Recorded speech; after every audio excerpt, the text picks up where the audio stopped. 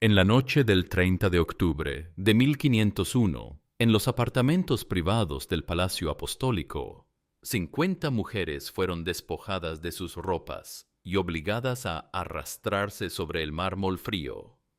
No estaban allí por elección. Eran hijas de familias nobles empobrecidas, cortesanas compradas con oro vaticano, cuerpos negociados como si fueran ganado. Mientras cardenales vestidos con sotanas carmesí las observaban desde divanes de terciopelo, un hombre tomaba notas con caligrafía impecable. Juan Burchard, maestro de ceremonias del Papa, documentaba el espectáculo con la misma precisión burocrática que usaba para registrar misas pontificias. Dicen que el cuerpo no miente, y los cuerpos de aquellas mujeres contaban una historia que la Iglesia intentó borrar durante siglos. Pero Burchard no mintió en su diario.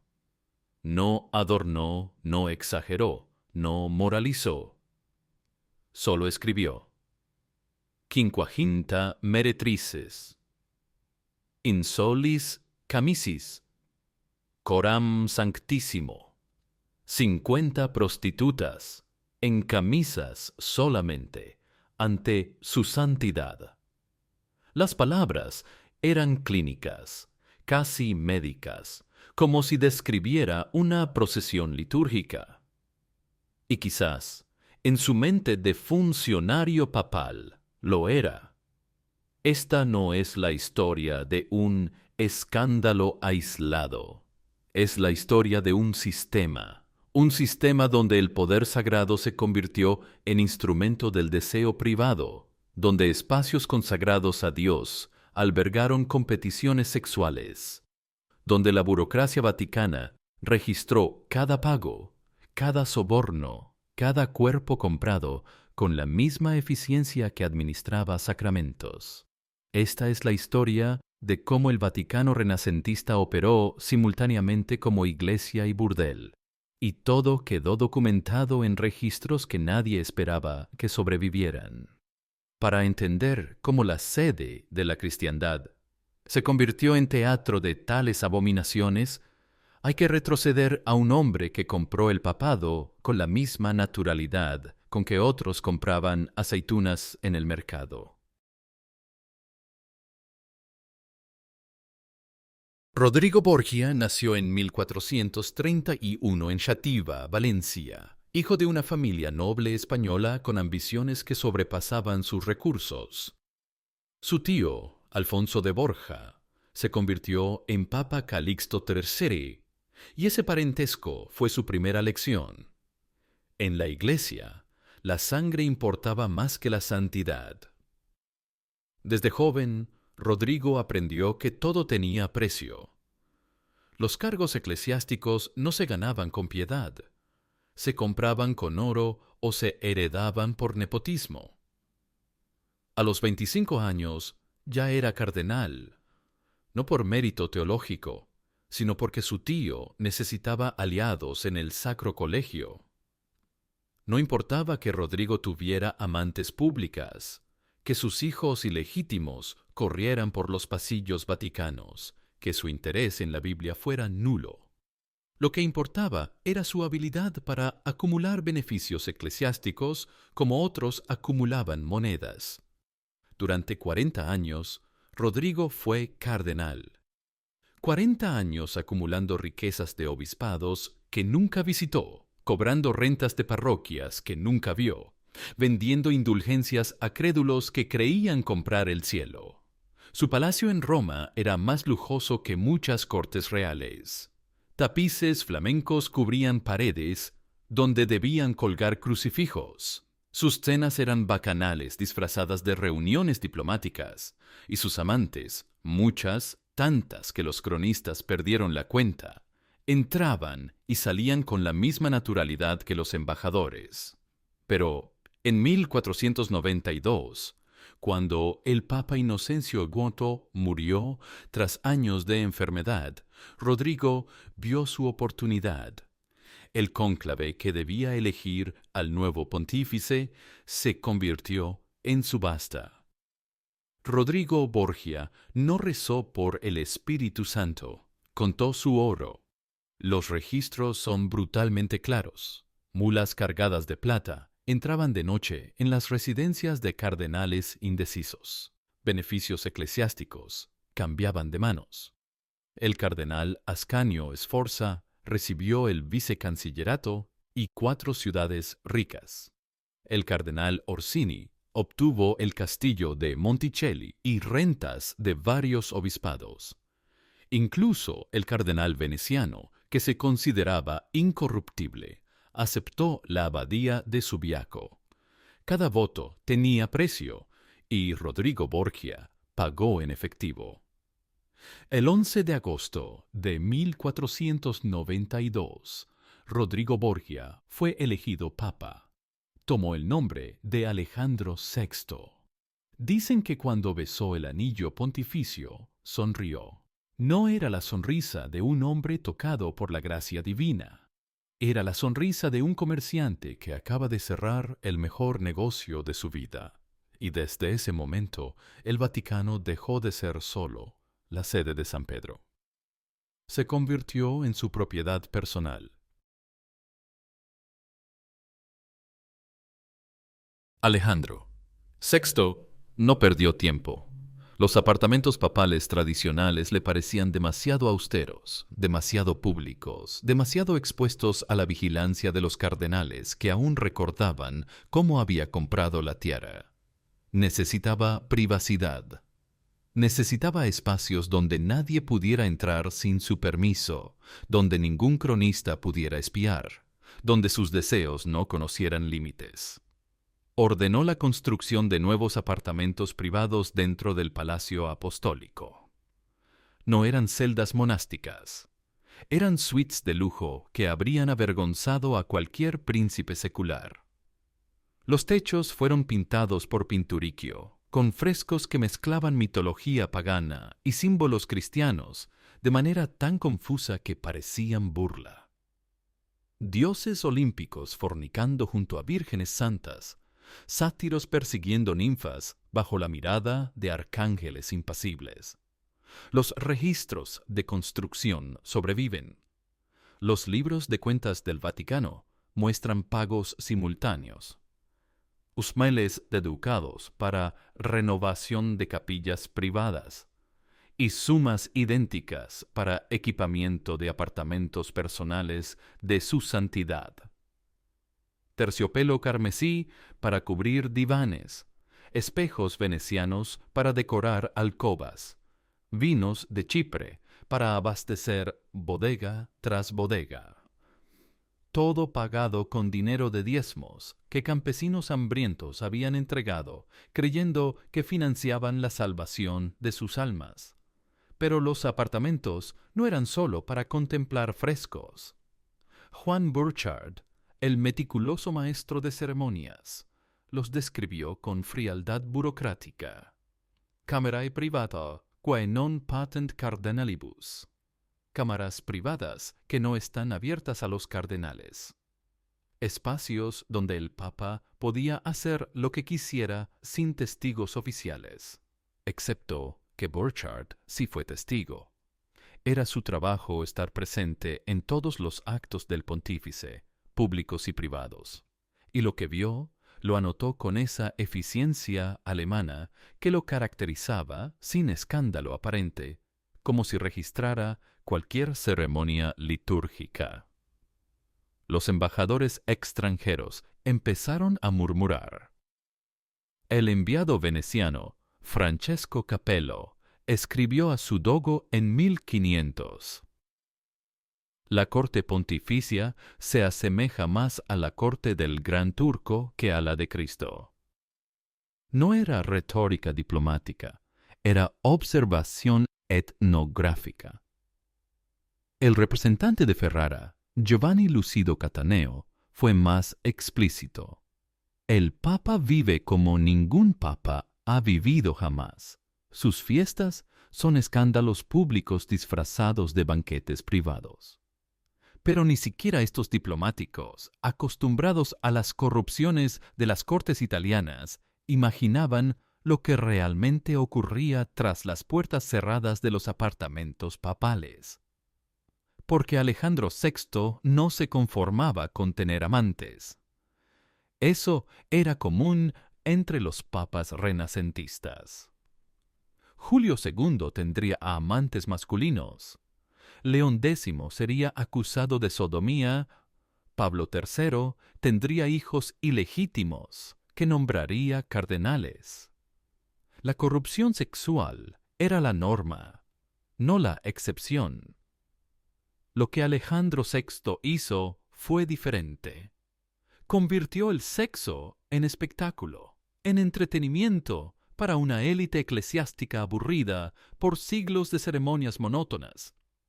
Y Burchard, incapaz de negarse a documentar cualquier acto papal, registró cada detalle con la misma letra pulcra que usaba para anotar procesiones de Corpus Christi. La noche del 30 de octubre de 1501 quedó registrada en el diario de Burchard con fecha precisa y descripción meticulosa. No hay ambigüedad, no hay espacio para interpretación alternativa. Sus palabras latinas son tan directas como un informe forense. 50 mujeres fueron traídas a los apartamentos papales. Burchard las llama meretrices, prostitutas, pero otros documentos sugieren que muchas eran hijas de familias nobles empobrecidas, vendidas por padres desesperados que necesitaban el oro papal más que el honor familiar. Los registros fiscales del Vaticano muestran pagos etiquetados como limosnas caritativas a nobles específicos en las semanas previas, con anotaciones marginales en italiano vulgar que traducen sin pudor per silencio de la familia, por el silencio de la familia. Las mujeres fueron despojadas de sus ropas, algunas lloraban, otras, según Burchard, parecían resignadas, como quien acepta un trabajo desagradable pero necesario. Fueron llevadas ante el Papa, que observaba desde un trono forrado de damasco rojo. A su lado, César Borgia, su hijo, el cardenal que había renunciado al capelo para convertirse en condottiero, y alrededor, sentados en semicírculo, cardenales, prelados, oficiales de la curia, hombres de Dios vestidos con púrpura episcopal, observando carne desnuda femenina bajo candelabros que normalmente iluminaban misales. Lo que siguió, Burchard lo registró con precisión, que hiela la sangre precisamente por su ausencia de emoción. Se arrojaron castañas al suelo de mármol, y las mujeres fueron obligadas a recogerlas gateando a 4 patas entre los divanes, donde los eclesiásticos permanecían sentados. Después vinieron las competiciones. Burchard no detalla exactamente qué actos sexuales fueron ejecutados. Su latín se vuelve elíptico, usando eufemismos técnicos que solo un lector del siglo XXI con conocimiento de jerga sexual antigua puede descifrar completamente. Pero aclara que había premios, túnicas de seda, zapatos bordados, anillos de oro para las vencedoras. Los cardenales actuaban como jueces. Levantaban las manos para indicar sus preferencias, aplaudían las actuaciones que encontraban más satisfactorias. El Papa, según Burchard, reía. No hay registro de si alguna de las 50 mujeres rió también. Cuando el espectáculo terminó, las mujeres fueron escoltadas fuera de los apartamentos. Algunas recibieron monedas. Otras, según testimonios fragmentarios de sirvientes, fueron retenidas para entretenimiento privado adicional. Una de ellas, identificada solo como Dora, apareció semanas después en documentos notariales. Un acuerdo donde su familia noble aceptaba una suma considerable y se comprometía a no divulgar asuntos concernientes a la corte pontificia. La noche del 30 de octubre no fue única. Burchard registró eventos similares en fechas posteriores. cada vez con el mismo tono clínico, como quien anota el orden de una procesión o la secuencia de una misa solemne. Para él, aparentemente, no había diferencia moral entre documentar una coronación papal y documentar una orgía papal. Ambos eran actos oficiales del pontífice, y ambos merecían el mismo nivel de precisión burocrática. Pero los embajadores extranjeros sí notaron la diferencia y empezaron a escribir. Lo que convierte los registros de Burchard en evidencia irrefutable no es solo su precisión, es la convergencia. Múltiples fuentes independientes, escritas desde perspectivas hostiles entre sí, describen los mismos eventos. El embajador veneciano Paolo Capello escribió en enero de 1502: «Las noches del Papa son escandalosas más allá de toda descripción». Se dice que 50 cortesanas fueron traídas a palacio para entretenimiento de cardenales, y que actos fueron cometidos que no pueden ser escritos en despachos oficiales sin ofender a vuestra serenidad. Capello no era aliado de Burchard. Venecia y el papado estaban en tensión diplomática constante. Su testimonio es independiente. El representante de Ferrara, Giovanni Lucido Cataneo, escribió en noviembre de 1501: «Anoche el Santo Padre organizó un banquete del cual me avergüenza informar los detalles. Mujeres fueron exhibidas desnudas ante prelados, y competiciones de naturaleza carnal fueron juzgadas por hombres que deberían estar juzgando almas, no cuerpos».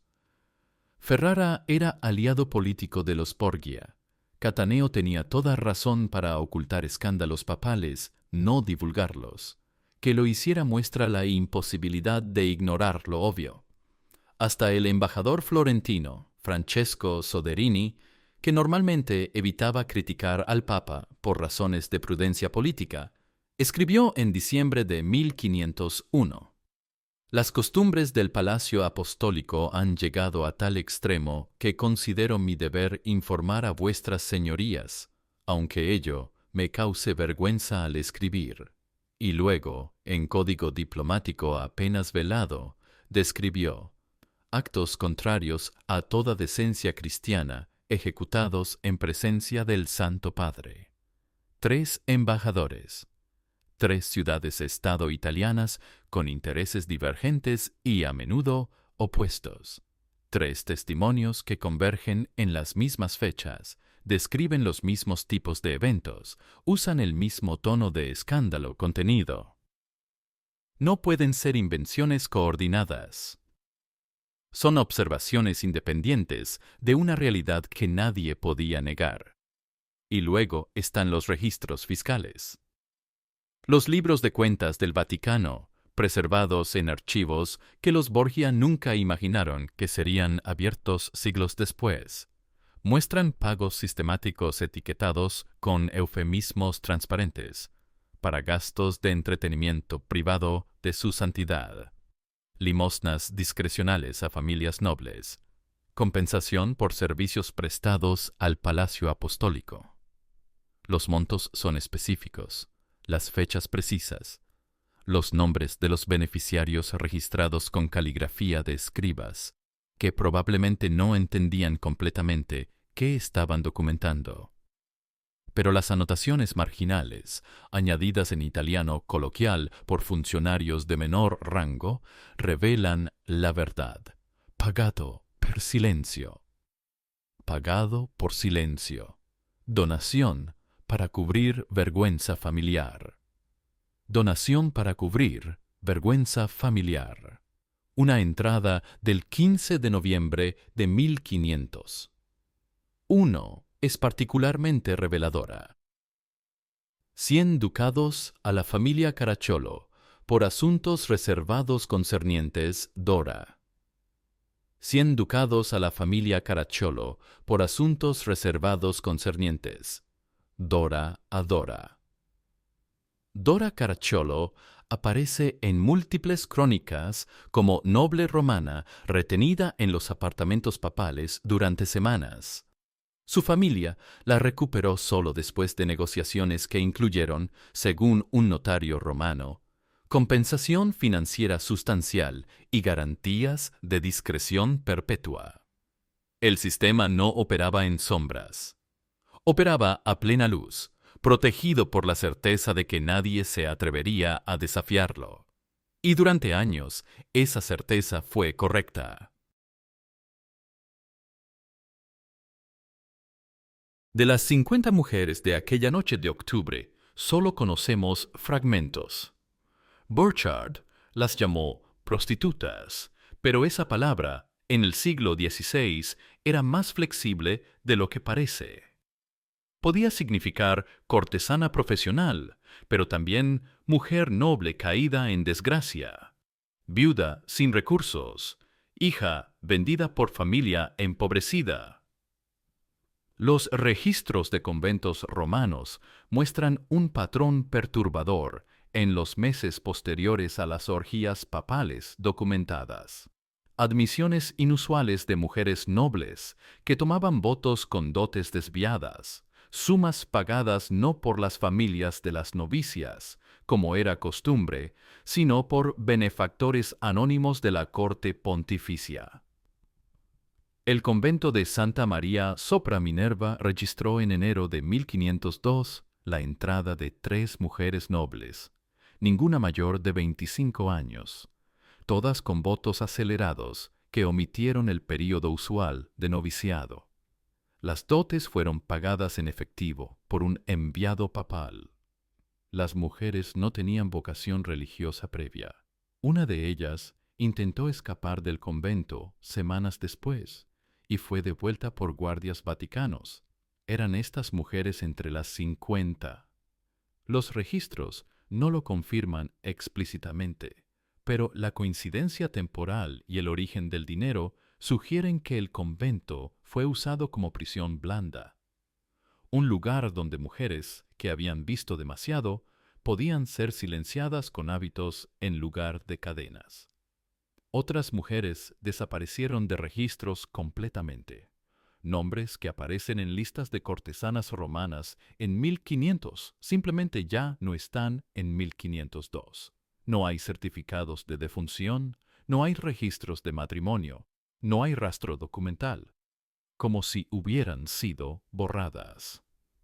Dora Caracciolo fue la excepción porque su familia era lo suficientemente poderosa para negociar públicamente. Pero incluso, su caso terminó en silencio comprado. El contrato notarial, descubierto en archivos romanos en el siglo XIX, estipula perpetuo silentio super omnia acta in palatio apostolico. Silencio perpetuo sobre todos los actos en el palacio apostólico. La suma, 500 ducados. El equivalente a la renta anual de un obispado menor. Una mujer noble valía 500 ducados de silencio. Una cortesana sin familia probablemente valía menos, o nada. Los registros bautismales de Roma entre 1501 y 1505 muestran picos inusuales de niños registrados con padre incógnito o padre reservatus. Algunos fueron enviados a orfanatos administrados por la Iglesia. Otros desaparecieron de los registros después de anotaciones que indicaban adoptio sub auspiciis curia, adopción bajo auspicios de la curia. ¿Cuántos de estos niños eran producto de las noches en los apartamentos papales? Imposible saberlo con certeza, pero el patrón es claro. Cada orgía documentada era seguida, 9 meses después, por aumento en nacimientos de paternidad reservada. Y cada uno de esos nacimientos era seguido por pagos de la tesorería papal a conventos, orfanatos, familias nobles dispuestas a adoptar niños sin preguntar su origen. El sistema no solo consumía cuerpos, consumía historias, identidades, futuros. Convertía mujeres en objetos y luego en archivos sellados, en nombres borrados, en silencio comprado con oro que debía haber sido usado para alimentar pobres. Y todo era legal, porque el Papa era la ley. Lo más perturbador de los apartamentos papales no era que albergaran orgías, era que albergaran orgías simultáneamente con actos de devoción suprema. Los planos arquitectónicos del Palacio Apostólico, preservados en archivos vaticanos, muestran la proximidad obscena. La Capilla Sixtina, donde Miguel Ángel pintaría el juicio final décadas después, estaba a menos de 100 metros de los apartamentos privados de Alejandro VI. Los frescos de Pinturicchio, que decoraban las cámaras papales, incluían representaciones de Cristo Pantocrátor junto a Venus desnuda, santos mártires al lado de bacantes ebrias. Los libros de cuentas confirman la esquizofrenia institucional. En octubre de 1501, el mismo mes de la orgía de las 50 mujeres, el Vaticano pagó 3.000 ducados a artesanos que restauraban altares en San Pedro. En noviembre, 2.000 ducados para entretenimiento privado de su santidad. En diciembre, 4.000 ducados para comisionar obras de arte sacro. En enero, 1.500 ducados en compensaciones a familias nobles por asuntos reservados. El Vaticano operaba como iglesia y burdel, como museo de arte sacro y teatro de depravación sexual, con la misma eficiencia burocrática. Notarios registraban pagos a pintores que creaban madonas y pagos a proxenetas que suministraban prostitutas. Contadores sumaban ingresos de indulgencias y gastos de orgías. Archiveros sellaban documentos de canonización y documentos de silenciamiento con el mismo sello papal. Los espacios físicos reflejaban la contradicción. Procesiones religiosas atravesaban pasillos que de noche eran recorridos por cortesanas. Cardenales que celebraban misa al amanecer eran los mismos que juzgaban competiciones sexuales al anochecer. Objetos litúrgicos, cálices, candelabros, incluso relicarios, decoraban habitaciones donde se ejecutaban actos que habrían horrorizado a los mártires, cuyos huesos contenían esas reliquias. Francesco Guicciardini, el gran historiador florentino, escribió años después sobre Alejandro VI.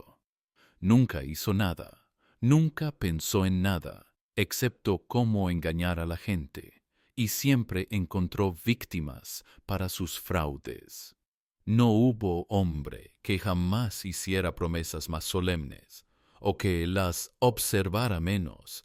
Pero Guicciardini no entendía completamente el horror. Alejandro VI no era hipócrita en el sentido usual. No fingía virtud mientras practicaba vicio.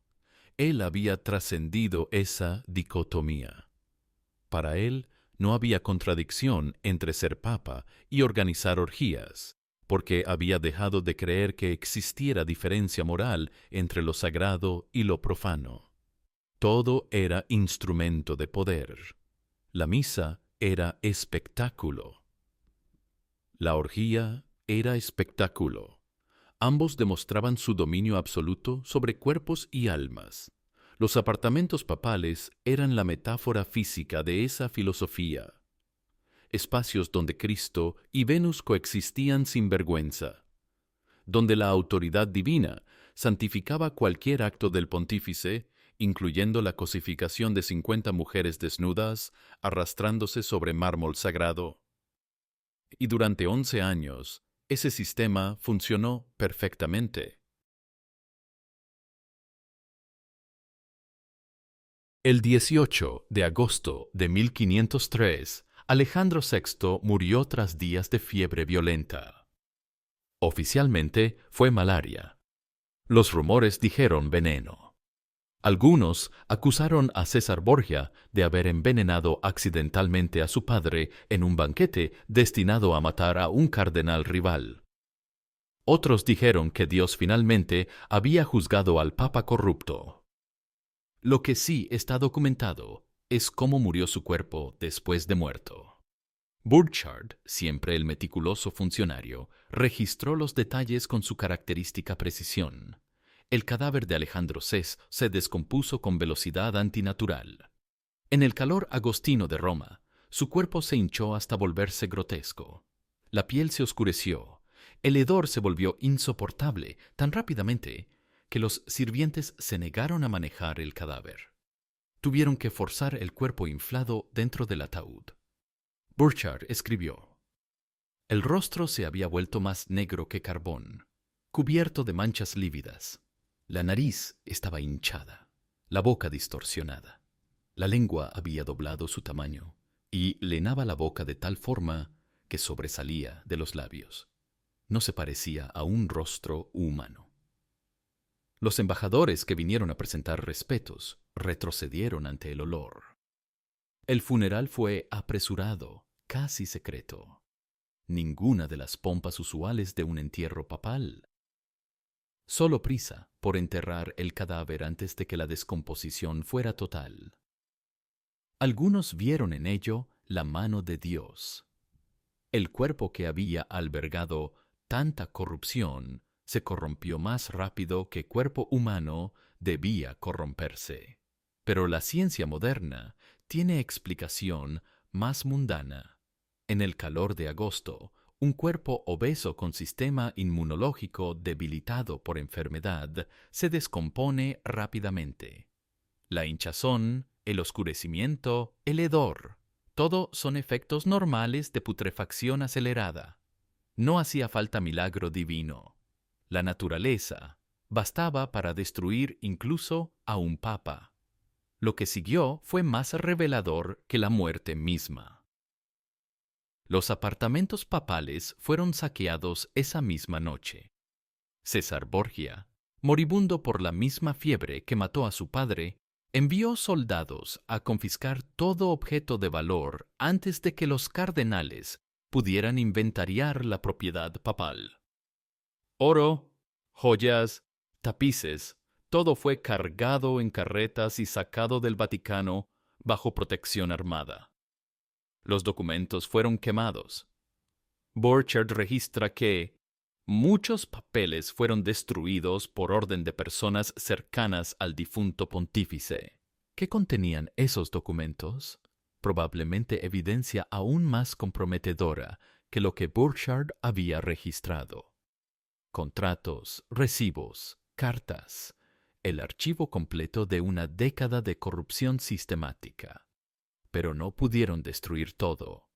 El diario de Burchard sobrevivió porque era propiedad personal del maestro de ceremonias, no archivo papal. Los despachos diplomáticos ya habían sido enviados a Venecia, Ferrara, Florencia, y estaban fuera del alcance de los Borgia. Los registros fiscales estaban en múltiples copias, administrados por burócratas de nivel medio que no recibieron órdenes de destrucción a tiempo, y las mujeres silenciadas, las familias sobornadas, los conventos donde novicias forzadas rezaban.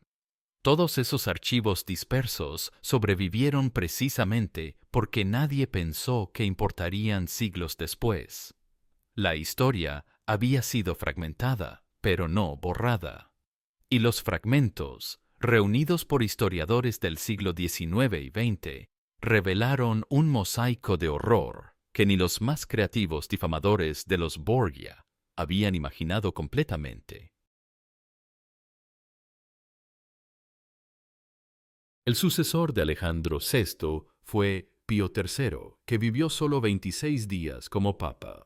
Luego vino Julio II, el papa guerrero que expulsó a César Borgia de Italia y comenzó la construcción de la nueva Basílica de San Pedro. Julio II odiaba a los Borgia. Ordenó que los apartamentos privados de Alejandro VI fueran sellados. Nunca más un papa vivió en esas habitaciones. Los frescos de Pinturicchio permanecieron ocultos durante siglos. Cuando finalmente fueron redescubiertos en el siglo XIX, causaron escándalo renovado, mitología pagana en exceso, simbolismo sexual apenas velado, representaciones de los propios Borgia como figuras divinas. Eran hermosos, artísticamente magníficos y profundamente perturbadores en su mezcla de lo sagrado y lo obsceno. Pero los apartamentos físicos podían ser sellados. La memoria era más difícil de controlar. Los despachos diplomáticos circularon en cortes europeas durante décadas. El diario de Burchard fue copiado, traducido, susurrado en salones donde se odiaba o temía al papado. Martín Lutero, cuando comenzó la Reforma Protestante en 1517, usó los excesos de los Borgia como evidencia de que Roma estaba moralmente corrompida, más allá de redención. No era difícil argumentar que una institución capaz de producir un papa como Alejandro VI había perdido toda autoridad moral. Los reformadores protestantes no necesitaban exagerar. Los hechos documentados eran suficientemente escandalosos. El Concilio de Trento, iniciado en 1545 como respuesta católica a la Reforma, intentó limpiar la Iglesia. Se prohibieron las ventas de oficios eclesiásticos, se regularon las vidas de los clérigos, se establecieron seminarios para educar sacerdotes en celibato y virtud.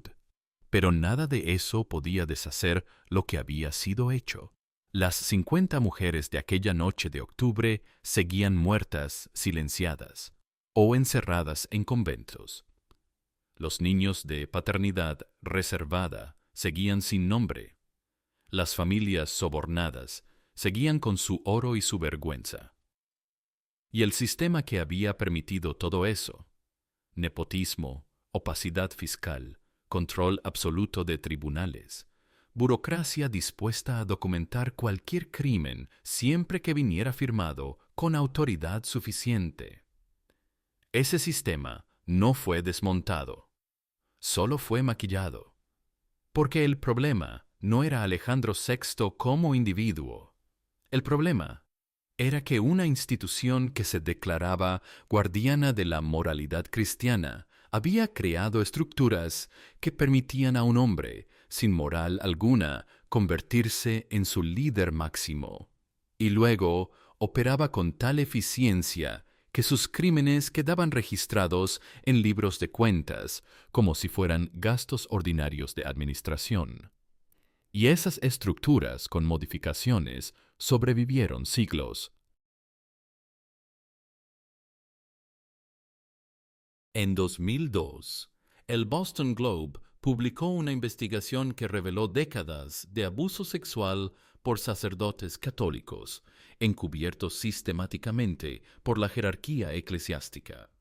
Víctimas silenciadas con acuerdos de confidencialidad. Familias sobornadas para no hablar. Perpetradores transferidos a nuevas parroquias en lugar de ser entregados a la justicia. Documentos sellados, archivos escondidos, burocracia que protegía a criminales mientras predicaba moralidad. El escándalo se expandió globalmente. Irlanda, Australia, Chile, Argentina. Cada país reveló el mismo patrón: abuso sistemático, encubrimiento institucional, víctimas sin voz. Y en cada caso, los mecanismos eran los mismos que Alejandro VI había usado 500 años antes: silencio comprado, documentación oculta, autoridad sagrada usada para proteger crímenes. No es coincidencia, es continuidad, porque las estructuras que permitieron a un papa organizar orgías en el Vaticano renacentista. Opacidad, falta de rendición de cuentas, confusión entre autoridad espiritual y poder temporal, tratamiento de víctimas como problemas administrativos en lugar de seres humanos. Esas estructuras nunca fueron completamente desmanteladas. fueron reformadas superficialmente, modernizadas en lenguaje, pero preservadas en esencia. Cuando una institución opera durante siglos sin supervisión externa, cuando sus líderes responden solo ante sí mismos, cuando sus archivos son secretos y sus tribunales internos, los abusos no son accidentes, son consecuencias previsibles. Las 50 mujeres de 1501 no tuvieron Ask Me Too, no tuvieron prensa libre, no tuvieron tribunales independientes, no tuvieron manera de alzar la voz sin ser silenciadas inmediatamente. Pero sus historias fragmentarias, preservadas en documentos que los Borgia no pudieron destruir completamente, hablan a través de siglos. Hablan de lo que sucede cuando el poder se declara sagrado y, por tanto, incuestionable. Cuando instituciones afirman que su autoridad viene de Dios y, por tanto, no deben rendir cuentas a los humanos. Cuando víctimas son tratadas como escándalos que gestionar en lugar de injusticias que reparar. El Vaticano de Alejandro VI no fue aberración, fue revelación. Mostró con claridad que ninguna reforma posterior ha podido borrar completamente qué sucede cuando autoridad moral se concentra sin controles, cuando poder espiritual se mezcla con ambición temporal, cuando una institución se vuelve tan grande que cree estar más allá del juicio humano y divino. Los apartamentos papales están abiertos a turistas ahora. Los frescos de Pinturicchio son admirados como obras maestras del Renacimiento. Las guías no mencionan qué ocurrió en esas habitaciones hermosas.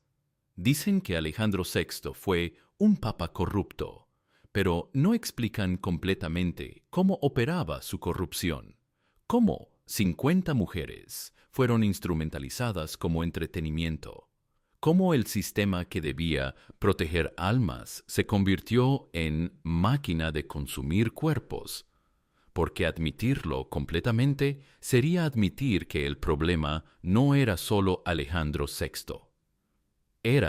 Es la posibilidad de que vuelva a ocurrir. En cualquier institución que opera en secreto, que no rinde cuentas, que trata crítica como herejía y transparencia como traición, esta no es solo historia medieval, es advertencia contemporánea. Es recordatorio de que los monstruos no siempre visten cuernos, a veces visten mitras, y los crímenes más grandes no siempre se cometen en sombras, a veces se cometen bajo candelabros, en palacios hermosos, con frescos en los techos y funcionarios tomando notas meticulosas. Así murió la santidad en el Vaticano renacentista, no con un grito, sino con precisión burocrática. No en la oscuridad, sino bajo la luz de velas que debían iluminar oraciones. No en secreto, sino documentada en archivos que nadie esperaba que fueran leídos siglos después.